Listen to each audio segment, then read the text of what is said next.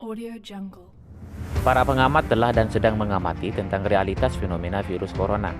Sayangnya, temuan tersebut masih kurang relevan dengan dinamika pandemi COVID-19 saat ini. Betapa tidak mengejutkan ketika membaca sebuah artikel di situs Akademia Indo yang diterbitkan oleh Rockefeller Foundation dan Global Business Report pada 2010 tahun lalu. Pandemi influenza 2009 di Amerika menjadi rujukan dari Rockefeller Foundation dan Global Business Network dalam merancang narasi skenario wabah pada 10 dan 15 tahun ke depan. Ternyata memang benar, narasi skenario yang dirancang sedemikian rupa benar-benar terjadi 10 tahun berikutnya, yakni 2020 sekarang ini.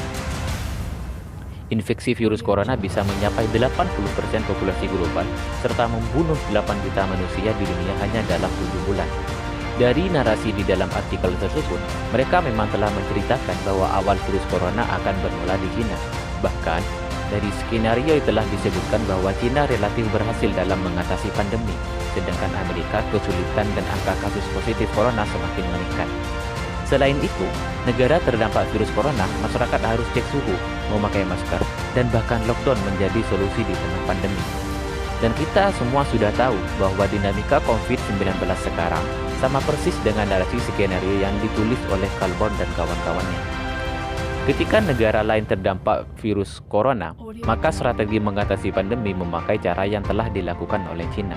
Kenapa? Karena mereka sudah membaca bahwa Cina adalah negara maju dan pasti akan dicontoh oleh negara-negara lain.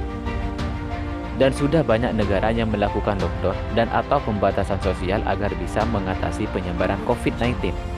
Ketika lockdown dan pembatasan sosial diterapkan, maka harus menjadi kewajiban pemerintah dalam memenuhi kebutuhan hidup setiap warga negara. Lantas, bagaimana jika pemerintah tidak sanggup menanggung hidup masyarakat? Itulah memang tujuan Bangkir Dunia yang berinisiatif untuk menciptakan ketidakpercayaan masyarakat terhadap negara atau pemerintah. Ketika masyarakat sudah tidak percaya lagi terhadap pemerintah dan suatu negara, maka rakyat akan berontak dan sangat mungkin sistem birokrasi akan remuk seketika.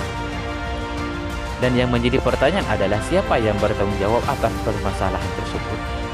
Para kapitalis global lah yang mengambil alih kekuasaan agar seluruh manusia dunia tunduk dan takluk pada mereka. Ya, para kapitalis global memang tidak punya jiwa nasionalisme. Mereka tidak peduli mau Amerika, Cina, atau bahkan Indonesia sekalipun. Kepentingan mereka cuma satu, yakni New World Order, di mana kontrol pemerintahan sebuah negara, agama, dan ekonomi berada dalam satu kendali. Perlu teman-teman ketahui bahwa agenda besar itu bukan hanya ditulis di dalam artikel yang sudah saya sebutkan di atas. Z.A. Maulani juga pernah menjelaskan dalam bukunya yang berjudul Zionisme, Gerakan Menaklukkan Dunia pada tahun 2002. Di dalam buku tersebut diterangkan bahwa skenario wabah sudah lama dirancang oleh kaum Freemason yang merupakan kebancangan tangan Zionisme.